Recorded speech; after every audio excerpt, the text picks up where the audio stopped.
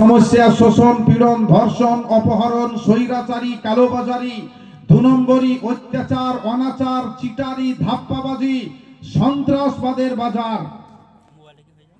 যিনি আসার পর এরকম সমস্ত সমস্যার সমাধান করেছিলেন। এ ভাষাগুলো কার জানেন? সাজানো আপনাদের পাশের গ্রাম আবু তাহের বর্ধমানী সাহেব শিমুলিয়া। আমি এই কথাগুলো তিনার বই থেকে বললাম। সত্যের আলো, মুসলিম জীবন আদর্শ, তিনার যতগুলো বই আছে আমি সবগুলো স্টাডি করি আমার টোটাফাটা জ্ঞানে। তো আমি বলতে চাচ্ছিলাম, পৃথিবীবাসীকে তিনি আসার পর একটি আদর্শ সমাজ উপহার দিয়েছিলেন।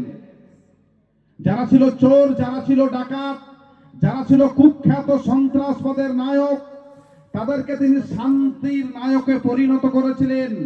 যারা ছিল নারীদের সতীত্বের জম, তারা ছিল নারী, তাদেরকে বিশ্বনবী বানিয়েছিলেন নারীদের সতীত্বের পাহারাদার। যে বা যারা বলে মাদ্রাসায় সন্ত্রাসের শিক্ষা দেওয়া হয়, তাদের নাকে ঝামা ঘষে দিয়ে বিশ্বনবী তিনার জীবনের স্বর্ণোজ্জ্বল ইতিহাস দিয়ে প্রমাণ করে গেছেন তিনি একজন শান্তির মহানায়ক ছিলেন। তিনি বলে গেছেন, কুলসোনা নিজামিয়া মাদ্রাসায়, নিয়ামতুল্লাহ মাদ্রাসায় প্রতি বছর পড়ানো হয় তাসাদ্দাকু আলা আহলিল আদিয়ান। এটা মাদ্রাসায় প্রতি বছর পড়ানো হয়। তাসাদ্দাকু, বিশ্বনবী বলছেন দান করো আলা আহলিল আদিয়ান। যদিও সে চ্যাটার্জি, ব্যানার্জি, দাস, মুখার্জি, হিন্দু, মুসলমান, জৈন, খ্রিস্টান, সে যে জাতিই হবে হোক না কেন, মুসলিম হোক চাহে হিন্দু, খ্রিস্টান হোক চাহে আপনার অন্য কোন জাতি, তাসাদ্দাকু আলা আহলিল আদিয়ান, তাদের অভাবে তাদের প্রয়োজনে তুমি বিভিন্ন ধর্মের লোকদেরকেও তোমরা দান করো। এটা আমাদের নেতা শিখিয়েছেন।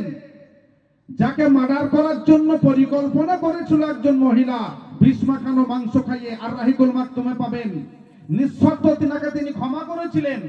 বিশ্বনবীর চাচা আমির হামজাকে প্রকাশ্যে দিবালোকে ওহুদের প্রান্তে খুন করা হয়েছিল, মার্ডার করা হয়েছিল।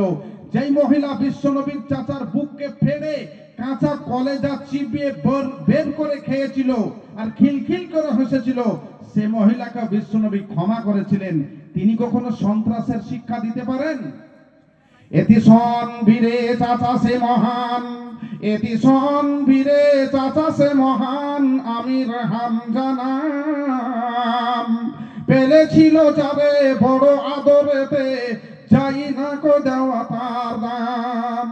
স্নেহের তাহার ছিল না কো সীমা, স্নেহের তাহার ছিল না কো সীমা, সেই সে আমির হাই ওহুদ মাঠে, যুদ্ধের মাঠে শহীদ হইয়া যায়। এই সে রাক্ষসিনী নারী, বক্ষ বিদারী আমির হামজার, কলিজা ফাড়িয়া খাই চিবাইয়া, দুঃখ দুঃখ বেসুমার। হাত পাকেটে হার বানাইয়া গলাই পড়েছে সে, আজকে বন্দী হয়েছে হিন্দা, বাঁচাইবে তারে কে? বিশ্বনবীর সব স্মৃতি পড়িতেছে তিনার মনে, মুখ ফিরাইয়া বলিলেন তিনি সাথী মুজাহিদ গণে, ছেড়ে দাও হিন্দারে, হটাও সম্মুখ হতে, বুক ফেটে যাই তবু প্রতিশোধ পারি না কোথার নিতে। বিশ্বনবী বললেন, আমি হিন্দাকে ক্ষমা করে দিলাম।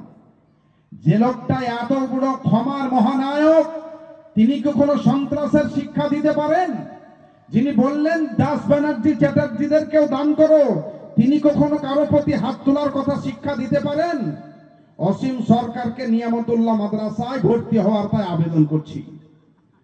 ভাই আমার বন্ধুরা, দরুদ বর্ষিত হোক সেই বিশ্ব বরেণ্য নেতা আহমদ মুস্তাফা, মুহাম্মদ মুস্তাফা সাল্লাল্লাহু আলাইহি ওয়াসাল্লামের প্রতি। সকলেই বলুন আল্লাহুম্মা সাল্লি আলাই, আল্লাহুম্মা বারিক আলাই। একটু আগেই মুজাম্মেল সাহেব বলেছেন যে আপনাদের অতি পরিচিত বক্তা। অবশ্যই আমি শুধু পরিচিত এটুকুই নয়, আমি আপনাদের ছেলে। তার কারণ আমাদের বয়স যখন 14-15, তখন আপনাদের গ্রামে খেয়ে পড়ে মানুষ হয়েছি। তাহলে আপনাদের ছেলের মতো আমি। তাই আপনাদের মতো জ্ঞানীজন গুণীজনদেরকে সঙ্গে এবং সাথে নিয়ে আমি সময়ের দিকে লক্ষ্য রেখে আজকে মাদ্রাসার জালসা সেটাকেও মাথায় রেখে আপনাদের সামনে একটি বিষয় ভিত্তিক আলোচনা করতে যাচ্ছি।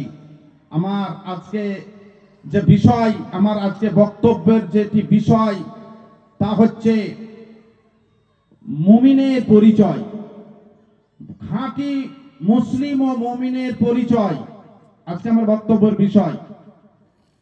এখানে যতগুলো লোক আপনারা বসে আছেন আমার সামনে, পুরুষ কিংবা আমার মা বোনের আড়ালে বসে আছেন নারী, নরনারী নির্বিশেষে নারী পুরুষ সকলের দাবি আমরা মুসলিম ও মুমিন। এখানে একজন হাত তুলবেন যে না মৌলভী সাহেব আমি মুসলমান নই, কেউ হাত তুলবেন না। প্রত্যেকের দাবি, যারা সামনে বসে আছেন প্রত্যেকের দাবি মৌলভী সাহেব আমি মুসলিম ও মুমিন। কেন দাবি? সামনে আর 15-16 দিন পর রোজা আসছে, 99% লোক আপনারা রোজা রাখবেন, আর রোজা মুমিনের উপরে ফরজ। তাহলে আপনাদের প্রত্যেকের দাবি মৌলভী সাহেব আমরা সকলেই মুসলিম ও মুমিন। এবার যদি হাত তুলতে বলি, বাবজি বলেন তো আজকে কে কে ফজরের নামাজ পড়েছেন? 58% লোকের হাত উঠবে না যে মৌলভী সাহেব নামাজ পড়া হয়নি।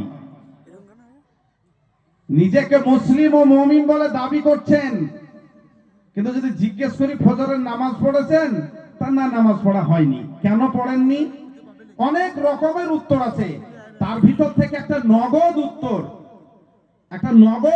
একটা খাঁটি উত্তর যারা নামাজ পড়েন না তিনারা দিবেন যে কাপড় ঠিক নাই। এটা আমাদের মুর্শিদাবাদের কথা, আপনারা কি বলেন জানি না। কাপড় ঠিক নাই মৌলভী সাহেব, মানে কাপড়ে পেশাব লেগে আছে, তাই কাপড় ঠিক নাই। এমনি আলমারিতে গোটা 50 পাঞ্জামা আছে, কিন্তু যেটা পরে নামাজ পড়বে সেটাতে পেশাব লেগে আছে। মায়েদের যদি জিজ্ঞাসা করি, মা বোনেরা আপনারা আজকে ফজরের নামাজ পড়েছেন? নিজেকে মোমেনা ও মুসলিমা বলে দাবি করছেন। অনেক মা বোন বলবে যে না বাবা, না মধু, নামাজ পড়া হয়।